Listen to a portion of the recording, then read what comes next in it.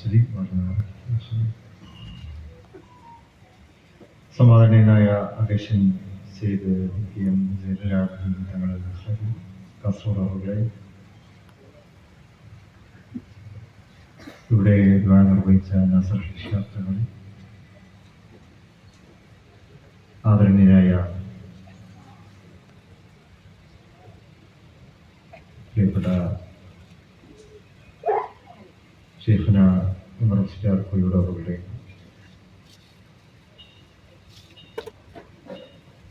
ഹുസൈൻ ബാലി തങ്ങൾ കാജെ അവരുടെ ഫഖറുദ്ദീൻ തങ്ങൾ കണ്ണമ്പലി, സഫാൻ തങ്ങൾ എഴുമല, മുബഷിർ തങ്ങൾ ജഗൻജീതി ഫറൂഖ്, വേദിയിൽ സുപ്രീഷരായിട്ടുള്ള മറ്റ് സാധാത്യങ്ങൾ, ശ്രേഷ്ഠ പണ്ഡിതന്മാർ, വേദിയിലെ മറ്റ് വിശിഷ്ട വ്യക്തിത്വങ്ങളെ, പ്രിയ സഹോദരി സഹോദരന്മാർ,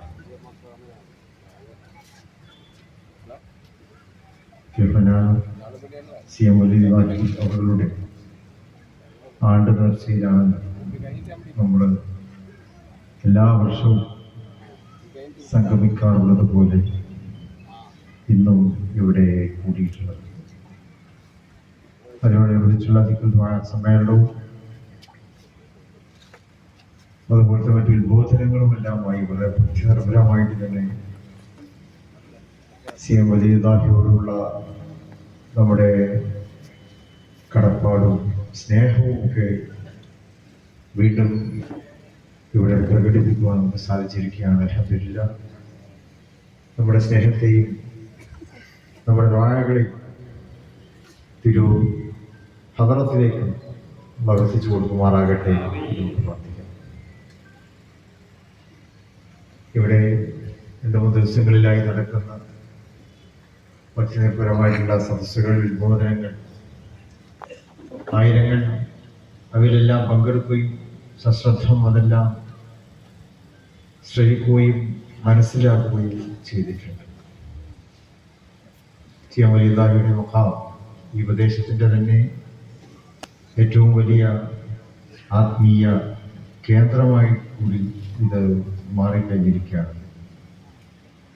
ആദരണീയനായ സർവ്വതി മാഷാദുകൾ വളരെ വിശദമായിട്ട് തന്നെ ഇതേക്കുറിച്ചുള്ള കാര്യങ്ങളൊക്കെ നമുക്ക് വിശദീകരിച്ച് തന്നിട്ടുണ്ടാവും എന്ന് ഞാൻ മനസ്സിലാക്കുകയാണ്.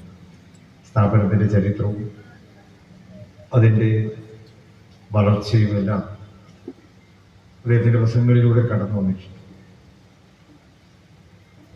കേരളത്തിലെ അങ്ങോളം ഇങ്ങോളമുള്ള CM വലിയതാഹി അവരുടെ അവരെ സ്നേഹിക്കുന്നവർ കർണാടകയിൽ നിന്നും തുടങ്ങി അത് കേരളത്തിലൂടെ സഞ്ചരിച്ച് തമിഴ്നാടിൻ്റെ അതിർത്തികളിൽ അവിടെയൊക്കെ ജീവിക്കുന്ന താമസിക്കുന്ന പരശതം ആളുകൾ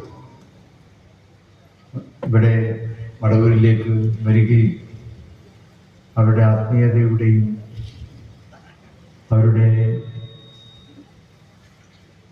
ജീവിതത്തിലെ ആഗ്രഹങ്ങളുടെയും എല്ലാം കാര്യങ്ങൾ ഇവിടെ അവതരിപ്പിച്ചുകൊണ്ട് അതെല്ലാം നേടിയെടുക്കുന്നത് നമുക്ക് മനസ്സിലാക്കുവാൻ സാധിക്കുന്നു. അള്ളാഹുവിൻ്റെ ഔലിയാക്കൾ, അള്ളാഹുവിൻ്റെ ശുഹദാക്കൾ, ആരിഫീങ്ങൾ, സൂഫിയാക്കൾ അവരെല്ലാം കാലഘട്ടത്തിൻ്റെ അടയാളങ്ങളായി ജീവിക്കുകയാണ്.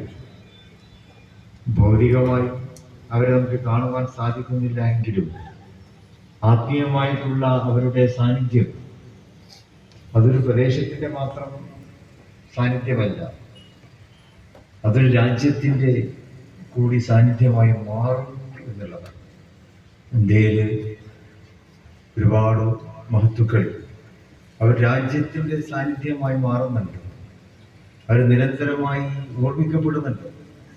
ഇവിടെ തന്നെ മക്കാം ശരീഫിലെ CM വലിയതാഹികൾ നിരന്തരമായി ഓർമ്മിക്കപ്പെടുകയാണ്. ഒരു ദിവസം തന്നെ അവർ എത്ര പരശതം ആളുകളാണ് അവർ ഓർമ്മിക്കപ്പെടുന്നുണ്ട് എന്ന് നമുക്ക് കണക്കെടുക്കാൻ പോലും സാധിക്കുകയില്ല. അതുപോലെ ഒരുപാട് സൂഫിയാക്കൾ ഇപ്പോൾ നമ്മൾ ഡൽഹിയിൽ പോയാൽ, ഡൽഹിയിലെന്നല്ല ഇന്ത്യയിൽ തന്നെ എല്ലാ സംസ്ഥാനങ്ങളിലും നിരന്തരമായി ഉച്ചരിക്കപ്പെടുന്ന ഒരു നാമമുണ്ട്, ഹസ്രത്ത് നിസാമുദ്ദീൻ എന്ന്. അത് മുസ്ലിംകൾ മാത്രമല്ല ഉച്ചരിക്കുന്നത്, അതങ്ങനെ ഉച്ചരിക്കപ്പെടുകയാണ്. ഹസ്രത്ത് നിസാമുദ്ദീനിലേക്കുള്ള ട്രെയിനിന്റെ ആരവം മുഴക്കിയുള്ള ആ യാത്രയല്ല അവിടെ ഓർമ്മിക്കപ്പെടുന്നു. ഇവിടെ ഡൽഹിയിൽ, ഓൾഡ് ഡൽഹിയിൽ പോയാൽ ഹസ്രത്ത് നിസാമുദ്ദീൻ എന്ന ബോർഡ് അവിടുത്തെ വലിയ റെയിൽവേ സ്റ്റേഷനിൽ കാണുമ്പോൾ തന്നെ നമുക്ക് വല്ലാത്ത ഉൾക്കുളിരാണ് അനുഭവപ്പെടുന്നത്. റെയിൽവേ സ്റ്റേഷൻ ഒന്നും അവിടെ ഇല്ല. ഹസ്രത്ത് നിസാമുദ്ദീൻ ഹിന്ദിയിലും ഇംഗ്ലീഷിലും എഴുതി വച്ചിരിക്കുന്നു. അതൊരു ദേശത്തിന്റെ അടയാളമാണ്. അതെന്തുകൊണ്ട് അതിന് അടയാളപ്പെടുത്തപ്പെട്ടു എന്നുള്ളതാണ്. അവിടെയാണ് ആ മഹാത്മാവിന്റെ മഹത്വത്തെ നമുക്ക് അളക്കുവാൻ സാധിക്കുക. എത്രയോ തവണ നാമം ഉച്ചരിക്കപ്പെടുന്നു, ആയിരക്കണക്കായ ആളുകൾ അവിടെ എത്തുന്നു.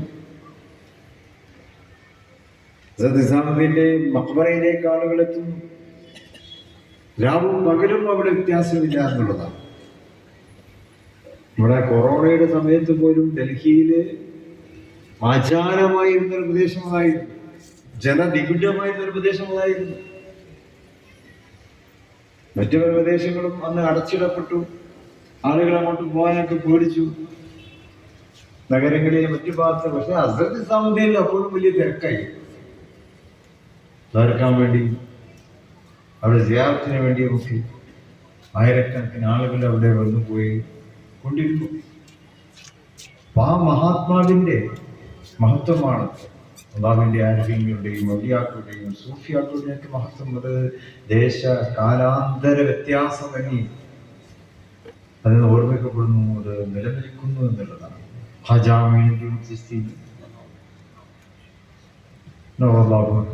അവരും അങ്ങനെ തന്നെയാണ്. അവിടുത്തെ ഓർമ്മകളും അത് ലോകത്തിന്റെയും കാലത്തിന്റെയും ഓർമ്മകളാകും. വിട പറഞ്ഞിട്ട് നൂറ്റാണ്ടുകൾ പിന്നിട്ട് പോലും അതിന് ഓർമ്മിക്കപ്പെടുന്നു. അവർ ഗവൺമെന്റ് പ്രോട്ടോകോളാണ്. ഒരു മതേതര രാജ്യമായ ഇന്ത്യ, ആ ഇന്ത്യയിൽ ഹസ്രത്ത് നിസാമുദ്ദീനും അതുപോലെ തന്നെ മഹാനായ ഖാജാ മൊയ്നുദ്ദീൻ ചിശ്തി റഹ്മത്തുള്ളാഹി അലൈഹി അവരൊക്കെ ഇന്ത്യ ഗവൺമെന്റിന്റെ പ്രോട്ടോകോളിന്റെ ഭാഗമാണ്.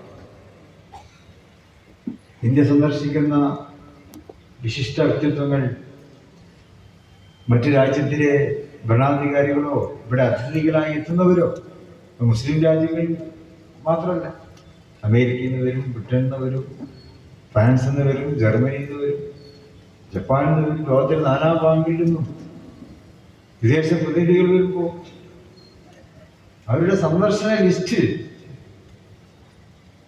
ആ സന്ദർശന ലിസ്റ്റ് അജ്മീർ രേഖപ്പെടുത്തപ്പെട്ടിട്ടുണ്ട്. അവരാഗ്രഹിച്ചാൽ അങ്ങോട്ട് കൊണ്ടുപോകണം ഇന്ത്യ ഗവൺമെന്റ്. അവർക്ക് എല്ലാ സൗകര്യങ്ങളും അവർ ചെയ്തു കൊടുക്കണം.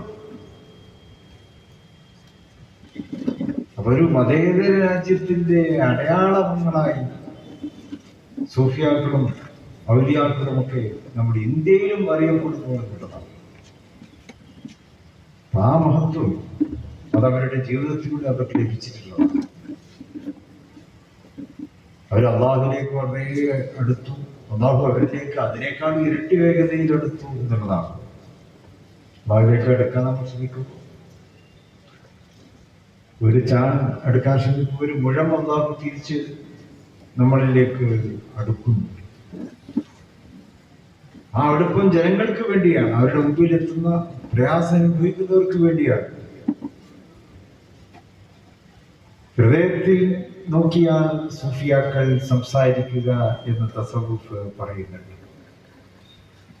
സാധാരണ എല്ലാവരും മുഖത്തു നോക്കിയുള്ള സംസാരിക്കും.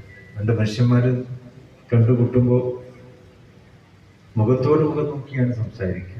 ഇന്നിപ്പോൾ അതുമില്ല. ഇന്നിപ്പോൾ രണ്ട് മനുഷ്യന്മാർ കണ്ടുമുട്ടിയാൽ തന്നെ രണ്ടാളെ കയ്യിൽ മൊബൈൽ ഉണ്ടാവും, രണ്ടാൾ അങ്ങോട്ടും ഇങ്ങോട്ടും തിരിഞ്ഞിട്ടാണ് ഇരിക്കുക. ഇന്നങ്ങനെയാണ് സൂഫിയാക്കളുടെ ശൈലി എന്നുള്ളത്. അവര് ഹൃദയത്തിലേക്ക് നോക്കിയിട്ടാണ് സംസാരിക്കുന്നത്. അഹിലെ ദിൽ എന്നാണ് അവരറിയപ്പെടുന്നത്, ഹൃദയത്തിന്റെ ആളുകൾ. കാരണം അള്ളാഹു എല്ലാവരുടെ ഹൃദയത്തിലേക്കാണ് നോക്കുന്നത്. എന്ന് പരിശുദ്ധ പ്രവാചകൻ നമ്മോട് പറയുന്നുണ്ട്. ഹൃദയത്തിലേക്ക് നോക്കിക്കൊണ്ടിരിക്കുന്ന അള്ളാഹു, അള്ളാഹുവിന്റെ ആ സിഫത്ത്, ഉള്ളിനെ അറിയുക എന്നുള്ള സിഫത്ത്, ബാഹ്യനെയും ബാത്തിനായ കാര്യങ്ങളെയും അറിയുക എന്നുള്ള സിഫത്ത് അള്ളാഹു ഏറ്റവും ഇഷ്ടപ്പെട്ടുകൊണ്ടിരിക്കുന്ന അതിന് സൂഫിയാക്കൾക്കും അത് കൊടുക്കുന്നു. മുഴുവനും കൊടുക്കുന്നു എന്നല്ല, അള്ളാഹു അവന്റെ കഴിവിന്റെ, അവന്റെ അറിവിന്റെ, അവൻ ആർജിക്കുന്ന അല്ലെങ്കിൽ അവൻ ഉൾക്കൊള്ളുന്ന വിജ്ഞാനത്തിന്റെ ഒരു ജലത്തുള്ളി മാത്രമാണ് ലോകത്തിന് കൊടുത്തിട്ടുള്ളത്. അതിന്റെ വിജ്ഞാനത്തിന്റെ സമുദ്രങ്ങളാ പാരാമാരങ്ങൾ, അതിന് ചെറിയ തുള്ളി മാത്രമാണ് മനുഷ്യന് കൊടുത്തിട്ട്. ആ ചെറിയ തുള്ളി വിജ്ഞാനം കൊണ്ട് തന്നെ മനുഷ്യൻ നട്ടം തിരിയാണല്ലോ. അപ്പൊ അള്ളാഹുവിന്റെ കഴിവ്, ആ കഴിവിന്റെ ഒരു ചെറിയ അംശം മനുഷ്യന് നൽകിയാൽ പോലും അത് അവന് പ്രയോജനപ്പെടുത്തുവാൻ കഴിയുമ്പോൾ അതെല്ലാവർക്കും പ്രയോജനപ്പെടുത്താൻ കഴിയും. എല്ലാവരുടെയും ഉപകാരത്തിന് വേണ്ടി അത് സമർപ്പിക്കുവാൻ കഴിയുന്നു. പ്രയാസം അനുഭവിക്കുന്നവരുടെ പ്രയാസം മാറ്റുക, രോഗം കൊണ്ട് ബുദ്ധിമുട്ടുന്നവരുടെ രോഗം മാറ്റാൻ, മാനസികമായിട്ടുള്ള പ്രയാസത്തിൽ ജീവിതം തന്നെ ഒരു വലിയ ഭാരമായി അനുഭവപ്പെടുന്നവർക്ക് ആ പ്രയാസങ്ങൾ ദൂരീകരിച്ചു കൊടുക്കുവാൻ, ജീവിതത്തെ ആയാസരഹിതമാക്കി മാറ്റുവാൻ ഒരു സൂഫിയുടെ, ഒരു വലിയന്റെ സാന്നിധ്യം മതി.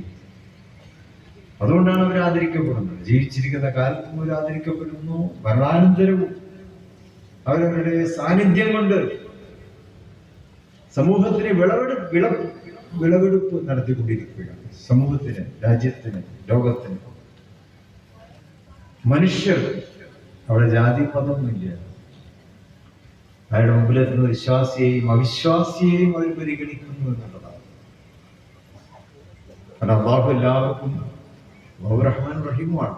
ആരാധിക്കുന്നവർക്കും ഗുണം ചെയ്യുന്നവനാണ്, അല്ലാത്തവർക്കും ഗുണം ചെയ്യുന്നവനാണല്ലോ അള്ളാഹു. ആ സിഫാത്തുകളിൽ സൂഫികൾക്കും അള്ളാഹു കൊടുക്കുന്നു. അവരവരുടെ മുമ്പിലെത്തുന്ന എല്ലാവർക്കും വേണ്ടി ദ്വാരക്കുന്നു. ഇപ്പൊ തിരുപ്പഞ്ചി ഉസ്താദുണ്ട്, നമ്മളെപ്പോഴും കണ്ടുകൊണ്ടിരുന്ന ഒരു മഹത് വ്യക്തിത്വമാണ് തിരുപ്പഞ്ചി ഉസ്താദ്. മമ്മൂട്ടി സദാരിമയും ഒക്കെ നിരന്തരമായി, കൊളവണ്ണയൊക്കെ നിരന്തരമായി അവിടെ അദ്ദേഹത്തോടൊപ്പം നിൽക്കുന്നവരായി. അദ്ദേഹത്തിന് മുമ്പിൽ എത്തുന്ന ആൾക്കാർ മുസ്ലിങ്ങൾ മാത്രമായിരുന്നില്ല. ആ ബയ്യസ്തുക്കൾ എല്ലാ മതത്തിൽപ്പെട്ട ആൾക്കാരും അദ്ദേഹത്തെ കാണാൻ വരും. അദ്ദേഹം അവരുമായി സംസാരിക്കും, അവർക്ക് ആവശ്യമുള്ളത് ചൊല്ലിക്കൊടുക്കും, പറഞ്ഞു കൊടുക്കും. വലിയ സൂഫിയാക്കൾ അങ്ങനെയാണ്, അള്ളാഹുവിനെ അറിഞ്ഞിട്ടുള്ളവരങ്ങനെയാണ്. കാളമ്പാടി ഉസ്താദിനെ കുറിച്ച് ഒരു കഥയല്ല, യാഥാർത്ഥ്യമാണ് പറഞ്ഞു കേൾക്കുന്നുണ്ട്. കാളമ്പാടി ഉസ്താദ് ഒരു സൂഫിവര്യനായ ഒരു കാര്യമായിരുന്നു. ജാമ്യയുടെ പ്രിൻസിപ്പളായിരുന്നു, സംസ്ഥകളായിരുന്ന ഫിലിമുകളുടെ മുഷാവറമ്പറായിരുന്നു. ഉന്നത ശ്രേണിയിലുള്ള പണ്ഡിത ശ്രേഷ്ഠരായിരുന്നു. കാളമ്പാടി ഉസ്താദിന്റെ അദ്ദേഹം വീട്ടിലുണ്ടാകുമ്പോൾ തൊട്ടടുത്ത വീടുകളിലുള്ള താമസക്കാരുണ്ടാവും. മുസ്ലിങ്ങൾ മാത്രമല്ല, ഇതര മതസ്ഥയിൽപ്പെട്ട ആൾക്കാരെ പെട്ടോ, പ്രത്യേകിച്ച് സ്ത്രീകൾ, ഇതര മതത്തിൽപ്പെട്ട സ്ത്രീ. അപ്പോൾ അവര് കാളമ്പാടി ഉസ്താദ് അവിടെ ഇരിക്കുമ്പോൾ അദ്ദേഹത്തിന്റെ വീടിന്റെ കോലായിലിരിക്കുമ്പോൾ ഈ ഇവർക്കൊക്കെ പേടിയാണ് അതിലിങ്ങനെ കടന്നു പോകാൻ പറ്റും. വഴി അതിലൂടെയാണ് വഴിയുള്ളത്. പക്ഷെ മൂപ്പരവിടെ ഇരിക്കുമ്പോ എങ്ങനെ നമ്മൾ അതിലെ പോവാ എന്ന് വിചാരിച്ച് അവരിങ്ങനെ വളഞ്ഞ് ചുറ്റി പോകുന്നത് മൂപ്പരെ ശ്രദ്ധയും കൊടുക്കും. മൂപ്പരവിടെ വിളിക്കും, നിങ്ങൾ എന്തിനാ അങ്ങനെ പോകുന്നത്? എന്റെ മുമ്പിൽ തന്നെ പോയിക്കോളി, ഞാൻ ഇവിടെ ഇരിക്കണമെന്ന് വിചാരിച്ചിട്ട് നിങ്ങൾ എന്തിനാ വഴി ചുറ്റി പോണത്? എന്റെ മുന്നിൽ തന്നെ പോയിക്കോളി എന്ന് പറഞ്ഞ് ഇതരമനസ്ഥരായ ആണ് പെണ്ണൊക്കെ ഉണ്ടോ അവരോട് സാന്നിധ്യം കൊണ്ട് അവരെ അനുഗ്രഹിക്കുകയാണ്. അവർ ഉസ്താദല്ലേ, വലിയ മഹാനല്ലേ എന്ന് വിചാരിച്ച് അകന്നു പോകുമ്പോഴും അവരെ അടുത്ത് വിളിച്ചുകൊണ്ട് ആ സാന്നിധ്യത്തിന്റെ അനുഗ്രഹം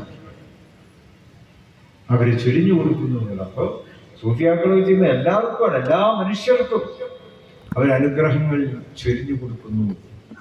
ജാതിയും മതവും പക്ഷിയൊന്നും നോക്കി ഇവിടെ തന്നെ എത്രയോ ഇതര മതസ്ഥരായിട്ടുള്ള ആൾക്കാർ ഇവിടെ വരുന്നുണ്ട്.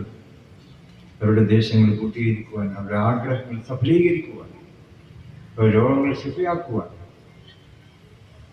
രോഗം എല്ലാവർക്കും വരാം, ജാതിയും മതം നോക്കിയിട്ടില്ല, മാറാ രോഗങ്ങളൊക്കെ വരുന്നത്. അത് കാത്തിരക്ഷിക്കുമാറാകട്ടെ.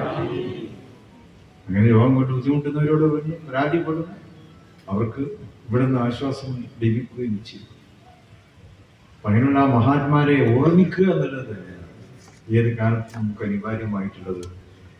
ഇന്നത്തെ കാലത്ത് നമ്മൾ അതൊക്കെ മറന്നു പോകുന്നു എന്നുള്ളതാണ്. പകരം അക്രമവും ഏറ്റുമുട്ടലും വിഭാഗീയതയും അകൽച്ചയും ഇതൊക്കെ പ്രോത്സാഹിപ്പിക്കാനാണ് ഇന്ന് എല്ലാവരും മത്സരിച്ചു കൊണ്ടിരിക്കുന്നത്. മനുഷ്യർ സ്നേഹത്തോടെയും സഹവർത്തിത്വത്തോടെയും സഹിഷ്ണുതയോടെയും സൗഹാർദ്ദത്തോടെയും ജീവിക്കുമ്പോഴാണല്ലോ ഐശ്വര്യം ഉണ്ടാവുക, നേട്ടങ്ങളും മാറ്റങ്ങളും വളർച്ചയും ഒക്കെ ഉണ്ടാവുക. അപ്പോഴാണ് ഒരു രാജ്യത്തിന്റെ ഏറ്റവും വലിയ സമ്പത്ത് എന്നുള്ളത് പരസ്പരം സ്നേഹിച്ച് കഴിയുന്ന ജനതയാണ്.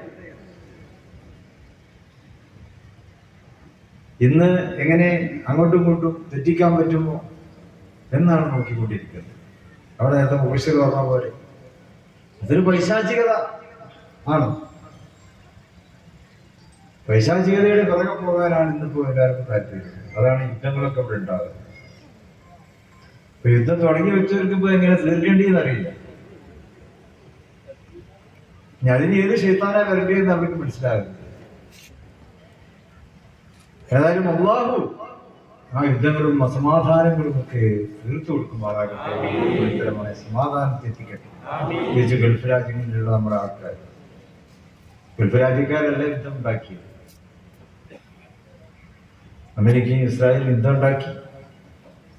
പക്ഷെ അതിന്റെ തിക്തഫലം അനുഭവിക്കേണ്ടി വരുന്ന യുദ്ധത്തിലൊന്നും ഉൾപ്പെടാത്ത ഗൾഫിലെ ആൾക്കാരാണ്. പ്രത്യേകിച്ച് നമ്മുടെ പ്രവാസി മലയാളികൾ ധാരാളം ഉണ്ടല്ലോ. 1 കോടിയോളം ഇന്ത്യക്കാർ അവിടെയുണ്ട്. അതിൽ തന്നെ ഒരു കൂടുതൽ മലയാളികളുമാണ്. ആ മലയാളികൾ വളരെ പ്രയാസം അനുഭവിക്കുന്നു.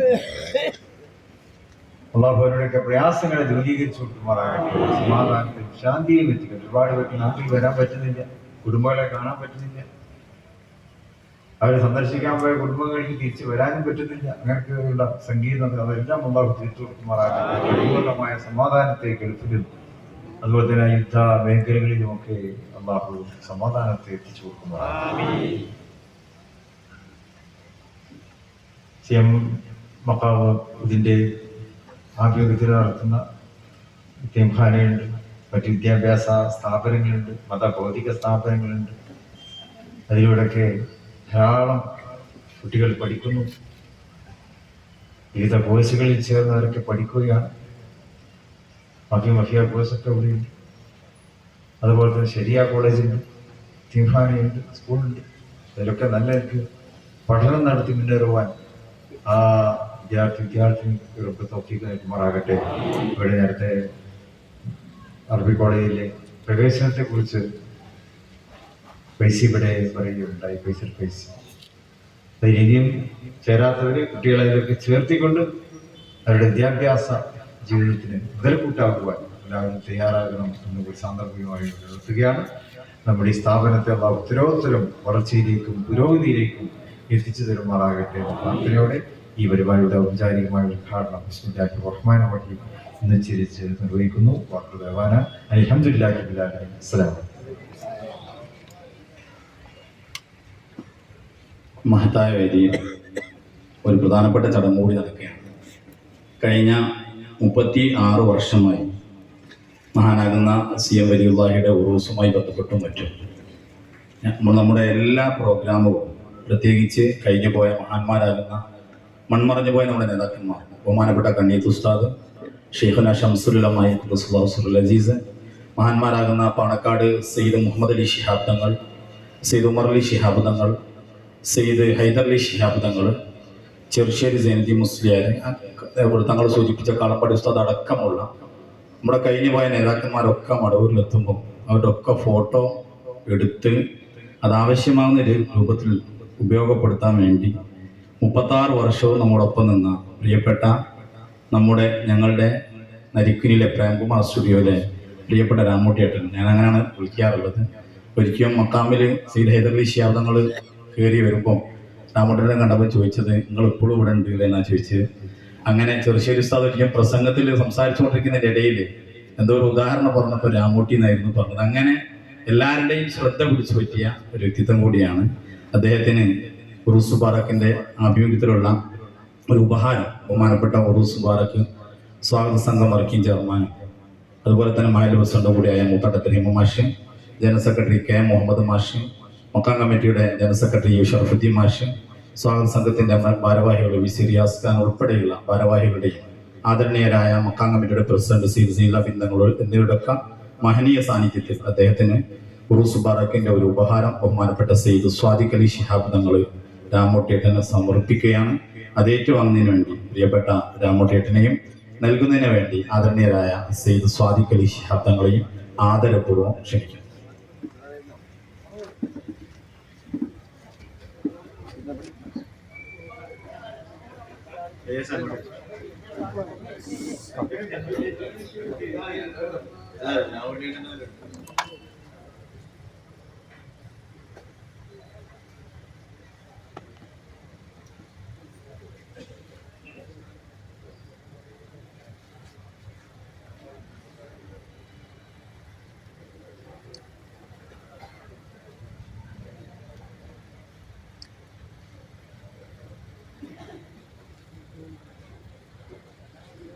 ബഹുമാനപ്പെട്ട